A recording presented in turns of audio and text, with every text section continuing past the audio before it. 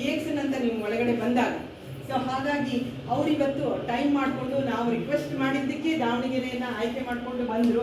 ಅವರು ಯಾವ ರೀತಿಯಲ್ಲಿ ಇದರಲ್ಲಿ ಜನರಿಗೆ 20 ವರ್ಷದಿಂದ ಏನೆಲ್ಲ ಮಾಡಿ ಜನರಿಗೆ ಇಂಟ್ರೊಡಕ್ಷನ್ ಮಾಡಿದರು, ಎಷ್ಟು ಆರೋಗ್ಯವನ್ನು ಕೊಟ್ಟರು, ಎಷ್ಟು ಮನೆಗೆ ಫೈನಾನ್ಷಿಯಲ್ ಫ್ರೀಡಮನ್ನು ಕೊಟ್ಟಿದ್ದಾರೆ. ಇವತ್ತು ಅವರ ಹೆಸರು ಹೇಳಿ ಈ ಉದ್ಯಮವನ್ನು ಲೇಡೀಸ್ ಎಲ್ಲ ಮನೇಲಿ ಇಟ್ಕೊಂಡೇ ಈ ಉದ್ಯಮವನ್ನು ಪ್ರಾರಂಭಿಸಿದರು. ವುಮನ್ ಎಂಟರ್ಪ್ರಿನರ್ನ ಹೈಲೈಟ್ ಮಾಡಿದರು.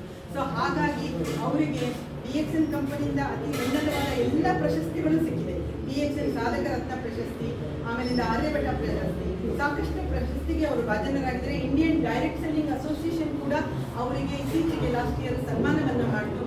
ಸೊ ಹಾಗಾಗಿ ಅಂಥ ವ್ಯಕ್ತಿಯನ್ನು ನಾನು ಸಭೆಗೆ ಪರಿಚಯಿಸ್ತಾ ಇದ್ದೇನೆ. ಹಾಗಾಗಿ ಒಂದು ಜೋರಾದ ಚಪ್ಪಾಳೆ.